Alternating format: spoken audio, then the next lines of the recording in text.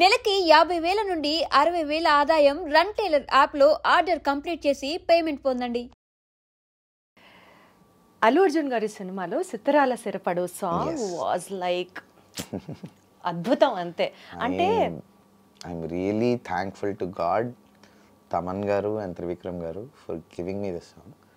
దాని back story ఏంటంటే, so ఆ పాట అసలు నేను పాడలా, అయిపోయింది మొత్తం అయిపోయింది. సాంగ్ ఎలాగో మూవీ తర్వాత release, it was a surprise song in the movie. ముందు రిలీజ్ చేయలే, it was not there in the audio. So మూవీలో ఆ క్లైమాక్స్ సీక్వెన్స్లో ఫైట్లో అప్పుడు మూవీ రిలీజ్తోని సాంగ్ రివీల్ అనమాట. అవతల ఎల్లుండి మూవీ రిలీజ్, సాంగ్స్ అయిపోయి మిక్స్ అయిపోయింది, అంతా అయిపోయింది, స్టూడియో మొత్తం సర్దేశారు. డిటిఎస్ స్టూడియోలో డిటిఎస్ మిక్స్ అవుతుంది. It was somewhere around 3:34. ఎందుకో తమన్ గారు యూ స్టే బ్యాక్ అన్నారు. ఎందుకు అన్నారో తెలియదు, ఇప్పటికీ ఆయనకు కూడా తెలియదు అనే చెప్పారు.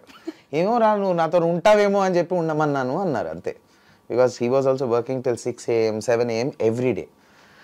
సరే అని నేను ఉన్న కార్లోకి వెళ్ళి పడుకున్నాను. నేను వీడియో చూస్తూ అలా పడుకున్నాను నేను కార్లో. సడన్గా తమన్ గారు అసిస్టెంట్ వచ్చి కాల్ మీ అట్ 3:30. తమన్ గారు పిలుస్తున్నారు. ఓకే అని చెప్పి వెళ్ళా. ఓ పాటను ట్రై చేయన్నారు. నాకు తెలియదు అప్పటికి ఇదే మూవీ, బికాస్ టీటీఎస్ అక్కడ అవుతుంది. అయిపోయింది, అది మార్నింగ్ 6కి వెళ్ళిపోవాలి, కంప్లీట్ మూవీ యూఎస్కి వెళ్ళిపోవాలి, క్యూబ్. ఆ టైంలో వెళ్ళి ట్రై చేయాలంటే చూసా. ఓకే అలా కాదు, ఒకసారి సీన్ చూసి పాడు ఆ ఫీల్కి. అందుకని ఫస్ట్ వర్షన్ పాడేసినప్పుడు గుండెలోన గుచ్చాడు అని ఆ సింగర్స్ యాటిట్యూడ్తో పాడా. Then when I watch the scene again, first of all it is so great of them. ఒక సింగర్కి ఆ సీన్ పేరు లేదు, ఊరు లేదు నాకు అప్పటికి. నాకు సిత్తరాల సిరపడు, దిమాగ్ ఖరాబ్ రెండు ప్యారలల్గా రిలీజ్ అయ్యే అప్పటి నుంచే నాకు ఒక పేరు వచ్చింది. దాని ముందు పేరు లేదు, ఊరు లేదు కదా. సో గుండెలోన గుచ్చాడు అని పాడే ట్రాక్ పాడేసరికి ఒకసారి చూపియండి అన్నారు. చూసినప్పుడు గుండెలోన గుచ్చాడు అంటారు బన్నీ, ఆయన అంటారు. అది చూసి ఓకే ఇంకొకసారి పాడతానని చెప్పి గుండెలోన గుచ్చాడు అన్న.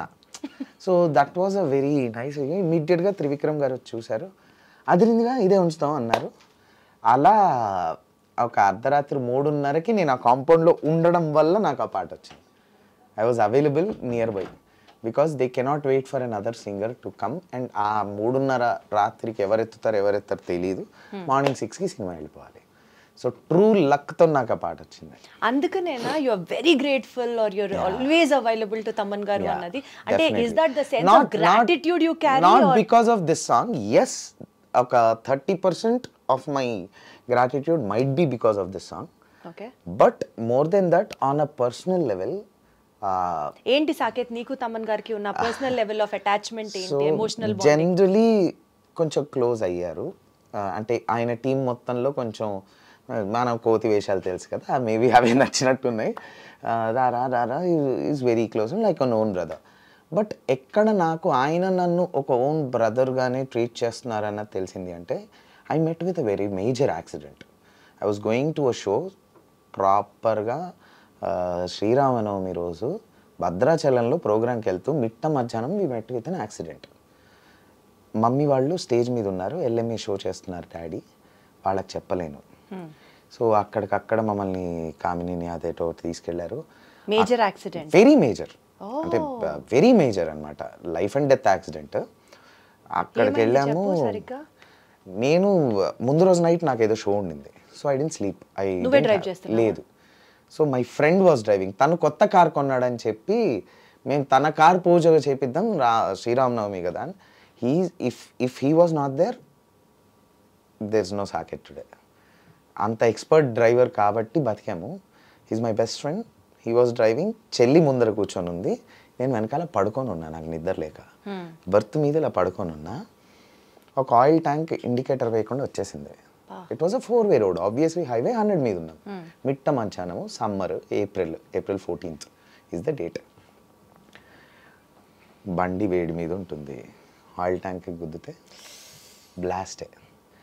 బ్రేక్ వేసి రైట్కి గుంజాడు, ఫుట్పాత్ నుంచి అటువైపు వెళ్ళాం. అప్పటికి ఆగాం. అక్కడి నుంచి ఒక బండి రాకపోయి ఉంటే ఏమయ్యేది కాదు. చిన్న బంపర్, అక్కడి నుంచి బండి వచ్చింది XUV 700 గుద్దితే చెల్లికి కాలు ఫ్రాక్చర్, ఇదంతా లిగమెంట్ టైర్, అంత బ్రూసెస్, తనకి బ్రూసెస్. నేను ప్రాపర్ ఒక ఆమ్లెట్ ఫ్లిప్ చేస్తారు కదా అలా బ్యాక్ సీట్లో పడుకొని ఫ్లిప్ అయ్యి మధ్యలో పడ్డా. ఆ బంప్ ఉంటుంది కదా కింద 2 సీట్స్ మధ్య, that hit my spine. So very major spine. On స్ట్రెచ్చరే, నేను లేచి నిలబడే పరిస్థితి లేదు, ఎత్తి తీయడమే like for 1 week after 10 days. అప్పుడు I couldn't tell anybody. Dad was on stage, చెల్లి వాజ్ క్రైయింగ్. సో అక్కడ లోకల్గా ఉన్న కామినీకి తీసుకెళ్తే ఈయనకు స్పైన్ ఇంజరీ అయింది, మా దగ్గర MRI లేదు, తొందరగా హైదరాబాద్ తీసుకెళ్ళండి పెద్ద హాస్పిటల్కి, పారాలిసిస్ కూడా రావచ్చు అన్నారు. మనం యాజ్ యూజువల్ ఓకే వస్తే వచ్చిందని చిల్లు, వస్తే వచ్చింది కూల్గా వెళ్ళు మెల్లిగా వెళ్ళు ఏం పర్లేదు. Then I was calling my dad my mom, ఎట్లా అవుతాను షో, ఇప్పుడే వచ్చాము భద్రాచలం హోటల్లోకి వచ్చాము, ఇవన్నీ చెప్తున్నావా, కానీ నాకు యాక్సిడెంట్ అయిందని చెప్పట్లా. దెన్ ఐ కాల్డ్ శ్రీకృష్ణ అన్న షో ఆగిపోయేటట్టుంది బికాజ్ ఇద్దరు సింగర్స్కి మేల్ అండ్ ఫీమేల్ యాక్సిడెంట్ అయింది, ఎవరైనా సింగర్స్ని సెట్ చేసి పాపం ఆ షోకి పంపివా బికాజ్ ఆడియన్స్ అందరూ వెయిట్ చేస్తూ ఉంటారు అని చెప్తే ఈ మనిషి ఊరుకోకుండా తమన్ గారు చెప్పాడు, పక్కనే ఉన్నాడు అప్పుడు తమన్ గారి పక్కన. అప్పటికే by then you know Thaman garu? Very very very well. అప్పటికే I sung Jawan, sung Shivalinga, sung many songs. So and అప్పటికి we were like playing cricket together everything. So immediate ఏంటి సాకేతిక అయిందా అని చెప్పి త్రివిక్రమ్ గారి కంపోజింగ్లో ఉన్నారు అప్పుడు. హీ రిక్వెస్టెడ్ త్రివిక్రమ్ గారు స్టాప్ ద కంపోజింగ్, స్ట్రైట్గా he came to the hospital sunshine. నేను కూడా నా అంబులెన్స్ రీచ్ కాకముందే ఆయన ఉన్నారు అక్కడ. And he made sure MRI అయిపోయింది ఎవ్రీథింగ్. ఈ లోపల గురువారెడ్డి గారితో మాట్లాడి అక్కడ హాస్పిటల్తో మాట్లాడి ICUలో మీరు నమ్మరు ఒక 10 మంది ఉన్నారు బికాస్ తమన్ గారు అక్కడ నిలబడి ఉన్నారు. అవన్నీ చేసి హీ వాజ్ సో కైండ్, నాకు అవన్నీ హీ వాజ్ దేర్. ఎటువంటి ఇష్యూ లేదు అన్నది తెలుసుకున్నాక night 10:30 or 11 he left. He came at 4:35. ఎవరు ఉంటారు?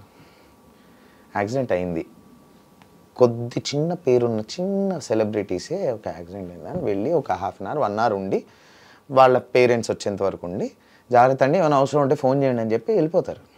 Made sure he was there. He didn't allow my dad, మీరు రిలాక్స్ అవ్వండి బయట నేను చూసుకుంటాను. అప్పటికి ఇంకా తెలియదు డాడీకి. అప్పుడు నేను ఫోన్ చేసి షో అయిపోయింది రా, సూపర్ హిట్ అయింది, మీ షో ఎప్పుడు స్టార్ట్ అంటే ఓకే వెరీ గుడ్, మేము ఇంకొక 1/2 hourలో సన్షైన్ రీచ్ అవుతాము, మీరు బయలుదేరండి, చిన్న యాక్సిడెంట్ అయిందని అప్పుడు చెప్పాను నేను. సో డాడీ వాళ్ళు కూడా మేము వెళ్ళిన తర్వాత రీచ్ అయ్యారు, బట్ తమన్ గారు ఇంకా ముందే ఉన్నారు. అంత అట్లాంటి మనిషిని నేను చూడలే. When his team is in some problem ఆయన నిలబడతాడు ఇలా. సో మేబీ అక్కడ ఆ రోజు అంత కట్ చేస్తే తర్వాత నేను ఇంటికి తీసుకెళ్లారు, డిశ్చార్జ్ చేశాము, బెడ్ మీదే ఉన్నాను, I couldn't walk. So even to the washroom I couldn't get up.